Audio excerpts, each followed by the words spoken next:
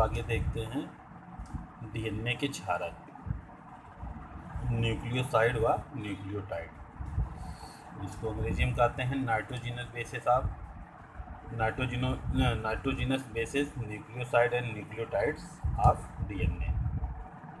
तो हम लोग डीएनए के क्षारक पढ़ते हैं कि इसमें डीएनए में जो समाक्षार पाए जाते हैं, एडेनिन पाई जाती है, ग्वानिन पाई जाती है, थाइमिन पाई जाती है और साइटोसिन पाई जाती है।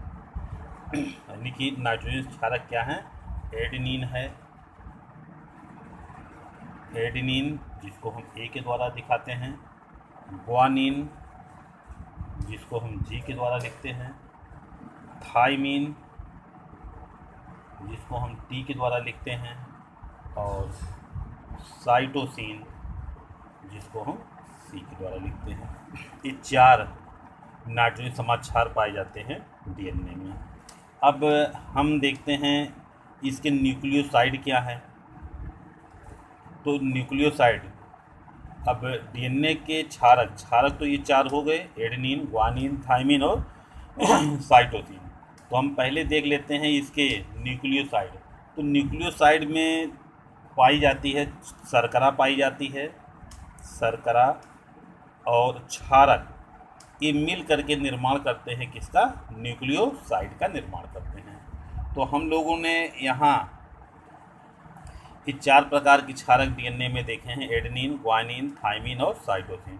अब देखते हैं इसके न्यूक्लियोसाइड क्या है, इसके जो है न्यूक्लियोसाइड क्या होते हैं। तो एडेनिन का न्यूक्लियोसाइड, यानी जो न्यूक्लियोसाइड बनेगा ये शर्करा और क्षारक मिल करके जो है क्या करते हैं? न्यूक्लियोसाइड का निर्माण करते हैं। तो एडेनिन में शर्करा पाई जाती है डीऑक्सी, क्या पाई जाती है? डीऑक्सी,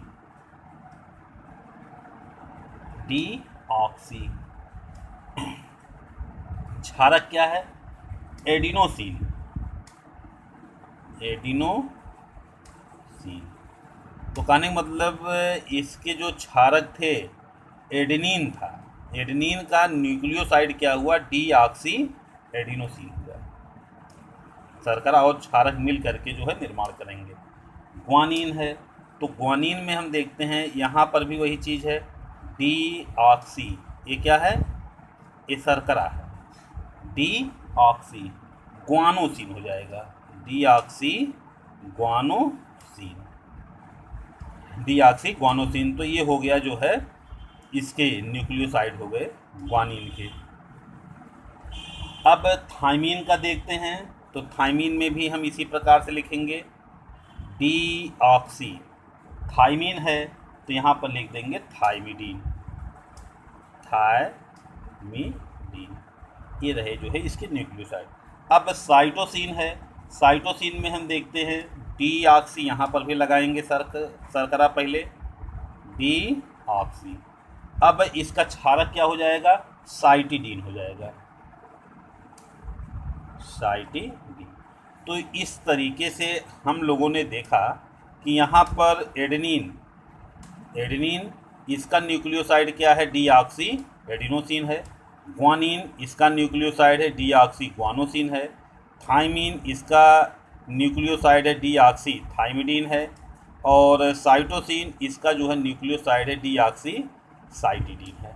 अच्छा, अब हम देखते हैं इसमें आगे न्यूक्लियोटाइड। न्यूक्लियोटाइड में क्या क्या पाए जाते हैं? इसमें पाई जाती है शर्करा पाई जाएगी, धन क्षारक पाए जाएंगे और फास्फेट क्या पाया जाएगा? फास्फेट। ये मिल शर्करा, क्षारक, फास्फेट ये मिल करके जो है निर्माण करते हैं किसका? न्यूक्लियोटाइड का निर्माण करते हैं। तो देखिए यहाँ पर शर्करा पहले हम लिख लेते हैं। तो शर्करा क्या है? डीऑक्सी। हमको न्यूक्लियोटाइड लिखना है एडेनिन का, तो ये है डीऑक्सी, डीऑक्सी हो गया। क्षारक क्या है? एडिनोसिन, एडिनोसिन क्षारक हो गया। अब फास्फेट हमको लिख देना है, तो फास्फेट हो जाएगा मोनोफास्फेट,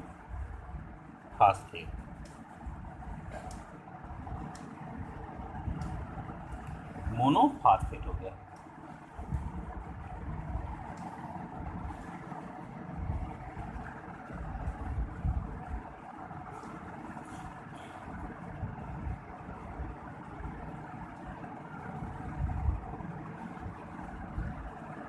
है ना? या इसी को हम लिख सकते हैं एडेनिन, एडेनिन शर्करा लिख देंगे। शर्करा क्या है? डीऑक्सी राइबोज शर्करा है। और फास्फेट में क्या लिख देंगे? न्यूक्लियोटाइड लिख देंगे। ठीक है, यानी इसको भी हम कह सकते हैं एडेनिन डीऑक्सी राइबोज न्यूक्लियोटाइड कहा जा सकता है ना? यानी एडेनिन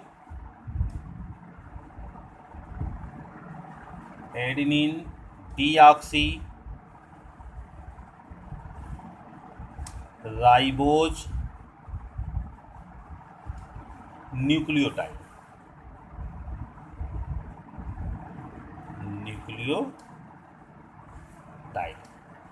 ठीक है। अच्छा, अब आगे देखते हैं हम इसी तरीके से इसके ग्वानिन का न्यूक्लियोटाइड क्या होगा। तो यहाँ पर हम पहले क्या लिखेंगे? शर्करा डी ऑक्सी, अब क्षारक लिख देंगे deoxy guanosine, deoxy guanosine. Phosphate है ही है तो मोनोफॉस्फेट हो जाएगा, मोनोफॉस्फेट। अब इसको भी हम कह सकते हैं ग्वानिन डीऑक्सी, जैसे यहाँ लिखे हैं एडेनिन डीऑक्सी राइबोज न्यूक्लियोटाइड, वैसे यहाँ पर लिख सकते हैं ग्वानिन, क्या नाम है, ग्वानिन डीऑक्सी राइबोज न्यूक्लियोटाइड, इसको कह सकते हैं। ठीक है, अब देखिए थाइमीन के न्यूक्लियोटाइड क्या है? थाइमीन के न्यूक्लियोटाइड है डी ऑक्सी, हो गया ना।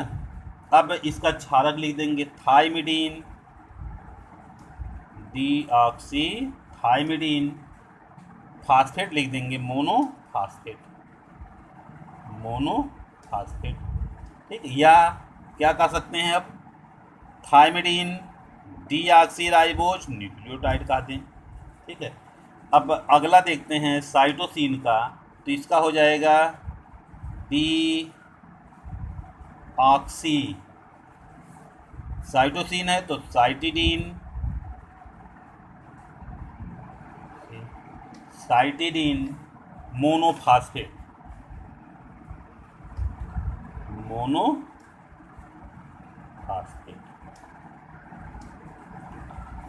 है ना? ये हो गया। ये तो हमने लिखा है किसका? डीएनए के क्षारक। अब हम पढ़ते हैं आरएनए के, है ना, डीएनए के क्षारक। अब हम देख लेते हैं आरएनए के क्षारक, न्यूक्लियोसाइड व न्यूक्लियोटाइड, न्यूक्लियोसाइड व न्यूक्लियोटाइड। अच्छा, अब हम लोग आरएनए में जब देखते हैं तो आरएनए के क्षारक कौन कौन से होते हैं? सभी लोग पढ़े हैं। इसमें जो नाइट्रोजनी समाक्षार होता है, नाइट्रोजनी समाक्षार क्या क्या पाए जाते हैं? एडेनिन पाई जाती है, ग्वानिन पाई जाती है, थाइमीन के स्थान पे यूरेसिल पाई जाती है और साइटोसिन पाई जाती है। यानी एडेनिन है, एडेनिन पाई जाती है, ये क्या है? ग्वानिन है, ये है यूरेसिल, यही है अंतर, यूरेसिल पाई जाती है, और ये पाई जाती है साइटोसिन पाई जाती है। ये रहे जो है इसके क्षारक रहे, है ना।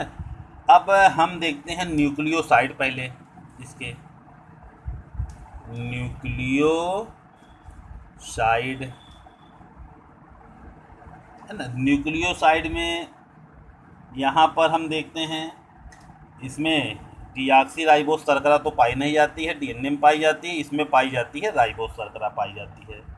ठीक है, यानी आरएनए में जो शर्करा पाई जाती है, कौन सी पाई जाती है? राइबोज शर्करा पाई जाती है। तो ये इसके न्यूक्लियोसाइड क्या हो जाएंगे? न्यूक्लियोसाइड हो जाएंगे एडिनोसिन। एडिनोसिन यानी शर्करा और क्षारक वही है, इसमें भी शर्करा धन क्षारक। ठीक है, तो शर्करा धन क्षारक, अब देखिए हम लोग डीएनए में पढ़ते हैं तो उसमें पाई जाती है डीऑक्सी राइबोज शर्करा पाई जाती है, जबकि हमने यहाँ पर क्या लिखा था? डीऑक्सी लिखा था, राइबोज लिखा नहीं है।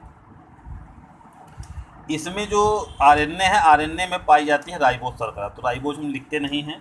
तो और सीधे सीधे क्या हो जाएगा इसमें? एडिनोसिन, एडिनोसिन हो जाएगा। ग्वानिन का हो जाएगा ग्वानोसिन, ग्वानिन का हो जाएगा ग्वानोसिन हो जाएगा।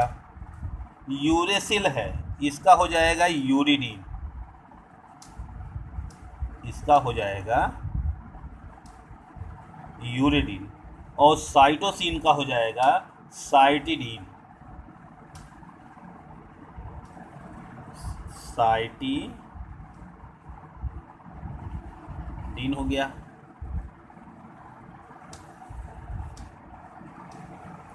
अच्छा, अब आगे हम देखते हैं न्यूक्लियोटाइड इसके क्या है।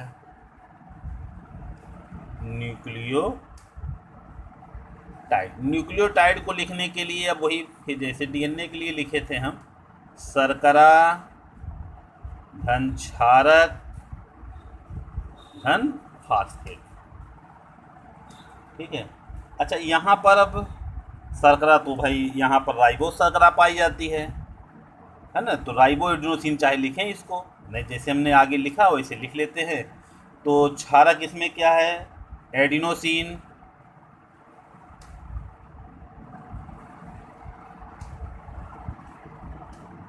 एडिनोसिन। फास्फेट हो जाएगा मोनोफास्फेट, है ना। उसी तरीके से यहाँ पर हम लिखेंगे न्यूक्लियोटाइड ग्वानिन का ग्वानोसिन मोनोफास्फेट, ग्वानोसिन मोनोफास्फेट। अब यूरेसिल का लिखेंगे यूरिडीन, यूरिडीन मोनोफास्फेट। ठीक है, साइटिडीन का लिखेंगे, साइटोसिन जो है इसका लिखेंगे साइटिडीन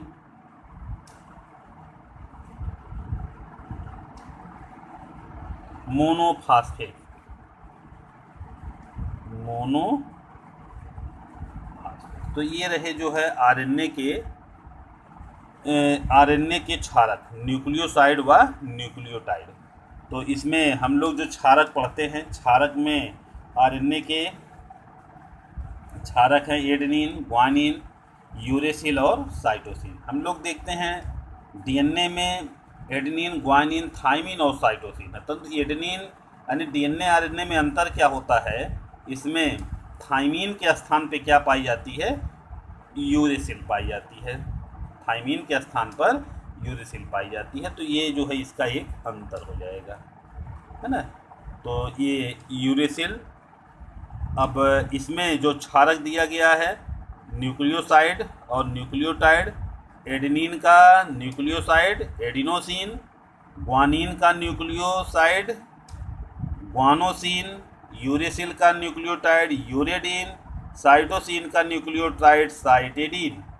इसी तरीके से न्यूक्लियोटाइड हम देखते हैं, एडेनिन का एडिनोसिन मोनोफास्फेट, ग्वानिन का ग्वानोसिन मोनोफास्फेट, यूरेसिल का यूरिडीन मोनोफास्फेट और साइटोसिन का है साइटेडिन मोनोफास्फेट है। ठीक है, तो ये रहा जो है इसके क्षारक रहे आरएनए के, है ना। और ऊपर हम लोग पढ़े हैं डीएनए के क्षारक, डीएनए और आरएनए के। इतना याद रखना कि डीएनए में नाइट्रोजन समाक्षार एडेनिन, ग्वानिन, थाइमिन और साइटोसिन पाए जाते हैं। जब हम किसी न्यूक्लियोसाइड को लिखते हैं तो न्यूक्लियोसाइड में जो है क्षारक शर्करा और क्षारक मिल करके जो है न्यूक्लियोसाइड का निर्माण करते हैं। और जब न्यूक्लियोटाइड लिखते हैं तो न्यूक्लियोटाइड में शर्करा, धन, क्षारक और फास्फेट पाए जाते हैं। ठीक है, ये मिल करके जो है न्यूक्लियोटाइड का निर्माण करते हैं। क्षारक हमको याद रहना चाहिए, डीएनए के क्षारक हैं एडेनिन, ग्वाइनिन, थाइमिन और साइटोसिन पाई जाती है। और आरएनए के क्षारक होते हैं एडेनिन, ग्वाइनिन, यूरेसिल और साइटोसिन पाई जाती है।